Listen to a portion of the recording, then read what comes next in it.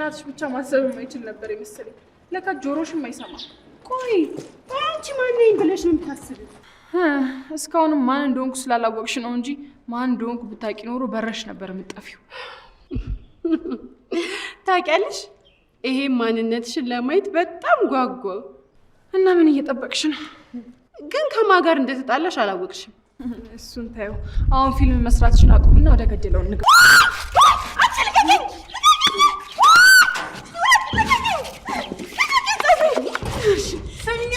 ገና ከዚህ ቤት ካልወጣሽ ሬሳሽ ነው እሺ የሚወጣው። ልቀቂኝ፣ ልቀቂኝ። አለቅሽም። አይንሽን ነው ማንቺ ታያለሽ። ወይኔ ሰኒ ሊና እንደበደበቻት ኪራ በጣም ተደሰተ። ሰኒን ባገኛት ግንባሯን ስሜ እሸልማት ነበር እያለ ደስታውን እየገለጸ ይገኛል።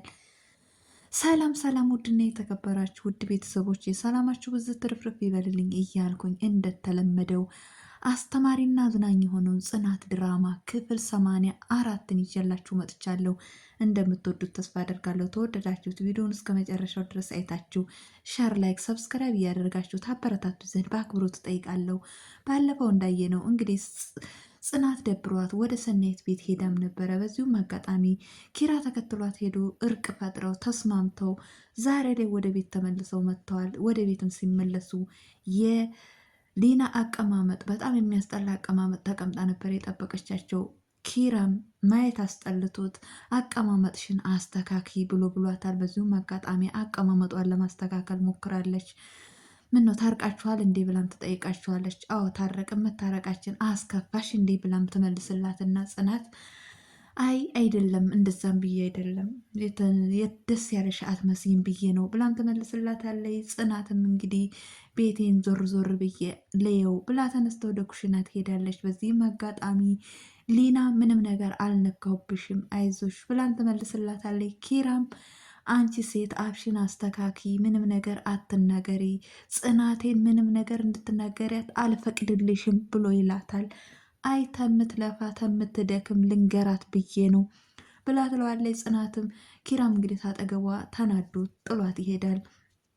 እሷን ተከትላ ወደ ጽናት ጋር ትሄድና ጽናትን ይቅርታ ትጠይቃታለች። ግን እኔ ይቅርታ ሰውን መጠየቅ አልወድም ብላም ስትላት እና ተገደሽ ነው እንደ ይቅርታ የምትጠይቅኝ ብላም ስትላት አይ ወግና ባህላችን ስለማከብር ነው ትላለች። እንግዲህ ወግና ባህል አክባሪ እንደዚህ ነው እንደ ውዶችዬ አይደለም አይደለ? እኔ በዚሁ አጋጣሚ ተስተካካይ ነው የምለው። ሊና ጥሩ ስራ እየሰራች አይደለም፣ ሴት እያሰደበች ነው፣ የሴት አሰዳቢ ብዬሻለሁ። በዚሁም አጋጣሚ ጽናትን ይቅርታ ትጠይቃታለች። ጽናትም እሺ ችግር የለውም ነው ያለቻት። እንግዲህ በነገራችን ላይ ሱስሽን አቁሚ፣ እኔ ቤት ብቻ ሳይሆን ሌላም ቦታ ቢሆን ሱስሽን አቁሚ ብላም ትላታለች። በዚሁም አጋጣሚ ሊና እሺ ተተታረቅን፣ አሁን ጓዜን ጠቅዬ ልምጣም ብላ እንግዲህ ታጠገቧ ትሄዳለች ማለት ነው። ሰኒ መታም ነበረ።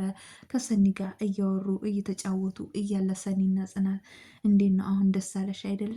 ልጅቷም ቀለልላት እያለች እያወሩም እያለ እንግዲህ ደብሮኝ ነበረ ስለመጣሽ በጣም ደስ ብሎኛል ብላም ስትላት ሳንቺ ሲደብርሽ ሁሌ ወደ እኔ ደውይ ብላም ትመልስላታለች።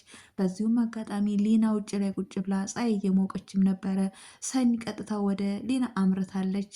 አንዳንድ ነገሮችን እያወሩም ነበረ። አዎ የበላሽው ቅጠል እንዲያለመልምልሽ ፀሐይ ሞቂ እያለችም ስትል አንቺ ግን ተማን ጋር እየተነጋገርሽ እንደው አልገባሽም፣ አንቺ ማነሽ እያለችም ስትል ማንነቴን አሁን አሳይሻለሁ ብላ እንግዲህ ጠምዝዛ ይዛታለች ማለት ነው። አሁን ፊልም መጫወቱን ተይና ወደ ገደለው እንገባለን ብላ ፀጉሯን ጠምዝዛ አስጮኋታለች። በዚሁም አጋጣሚ በጣም ስትጮህ ጽናት ከግቢ ውስጥ ሰምታ መታ ገላግላችኋለች ማለት ነው።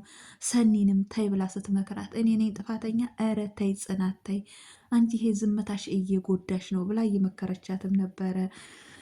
ነገር ግን እኛ ለእኔ ብለሽ እንደምትጣሊ አውቃለሁ፣ ነገር ግን ሰኒ እንግዳ ነች እናክብራት ብላ ትመልስላታለች። የአንቺ እንግዳ ማክበር ካላንደር ማዘጋት ነው የቀረው ብላም በዚሁ አጋጣሚ ሰኒ ተናዳ ጥላት ትሄዳለች ወደ ቤቷ ማለት ነው። ወደ ቤቷም ስትሄድ ቅዱስ የጽናትና የኪራ በቃ ጸብ ውስጣቸው ሰላም ያለመፍጠር የሊና የነሱ ቤት ተቀምጣ መረበሻቸው በጣም እያጨናነቀው ነው ያለው። ቀጥታ ወደ ሰኒ አምርቷል።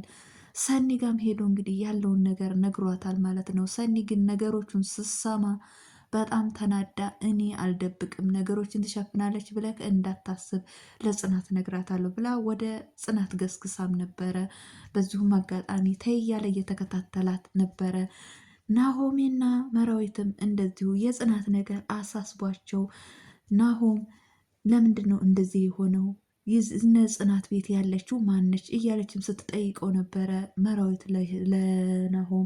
እሱም እንግዲህ ነገሮችን ስለተነገረና ስለሚያውቅ እየደባበቀም ነበረ። ትሄዳለች እያለም ሲላት እንግዲህ ጽናት በጣም ደብሯታል። ኪራን ያለማስጨነቅ ብላ ነው እንጂ ደብሯታል ብላም ስትለው ምን ነው እሷ ነግራሽ ነው እንዴ ብሎ ይላታል። እሷ ባትነግረኝም ፊቷ ላይ አይተህ መረዳት ትችላለህ ብላም ስትለው አዎ አውቃለሁ፣ ነገር ግን ችግረኛ ነች ተረዷት ትሄዳለች ብሎም ሲል እንግዲህ ችግረኛ አትመስልም ልጅቷ ጋጠ ወጥ ነገር ነች ምናምን ይላል።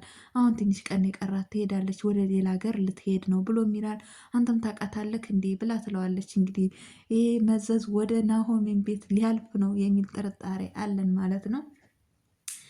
ሰኒም እንግዲህ ለጽናት እነግራታለሁ ብላ ገስግሳ ነበር ወደዛ። በዚሁም አጋጣሚ ቅዱስ ተይ አትንገሪ፣ ይሄ መናገርሽ መፍትሄ አይሆንም፣ እኔም መናገሬ እንዲጸጽተኝ አታድርጊኝ፣ ተይ ሰኒ ቃስ ብለን ነገሮችን ማስተካከል ነው ያለብን። ያንቺ መናገር ጽናትንና ኪራን ሊበጠብጣቸው ነው እንጂ የሚችለው ምንም ነገር አያስማማቸውም። ቃስ ብለን ልጅቷን ካለችበት ከዛ ቤትም እናስወጣታለን። እኔ እኮ አንቺ እንድትረጅኝ ነው እንጂ እንደዚህ እንድትሆኝ አይደለም፣ ተይ ተረጅኝ ብሎ እየለመናትም ነበረ። በዚሁም አጋጣሚ እሷ እየለመነት እያለ እነ ኪራም እነ ናሆሜም መጥተዋል ማለት ነው። እንግዲህ ሰኒን እየለመኗት ይገኛሉ። ሰኒ አጥረግርጋቸዋለች ማለት ነው። ኪራንም ሁሉንም አጥረግርጋቸዋለች። እነሱም ጥፋታቸውን አውቀው እንግዲህ ተረጅን እያሉ ሰኒን እየለመኑ ይገኛሉ።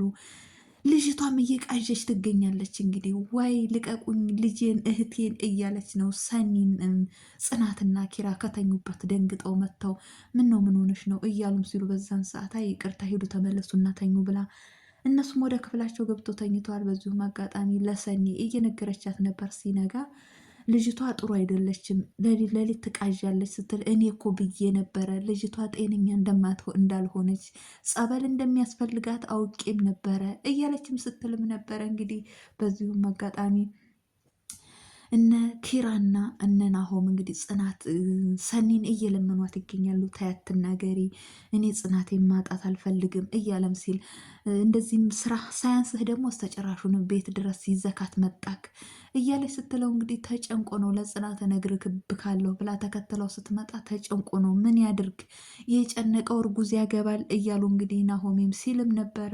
ቅዱስም እንደዚሁ እኛ ንዴትሽን ስሜትሽን እንረዳሻለን፣ ነገር ግን ተረጅ ነገር ሁሉ ይስተካከላል እያለም ሲሏት እየመከሯትም ነበረ። በዚሁም አጋጣሚ ልጅቷ ወደ ውጭ ላይ ወጥታ ተኪራ ጋር የተፈጠረውን ነገር ተጓደኞቿ ጋር ስልክ ስታወራ ጽናት ትሰማታለች። በጣም ልቧ ይሰበራል። ጽናትም ወደ ክፍሏ ገብታ በሯን ዘግታ በጣም እያለቀሰችም ነበረ። ክብሮ ይመጣል እያለቀሰችም እያለ እያባበላት ለማባበልም እየሞከረ ይገኛል ማለት ነው ክብሮ።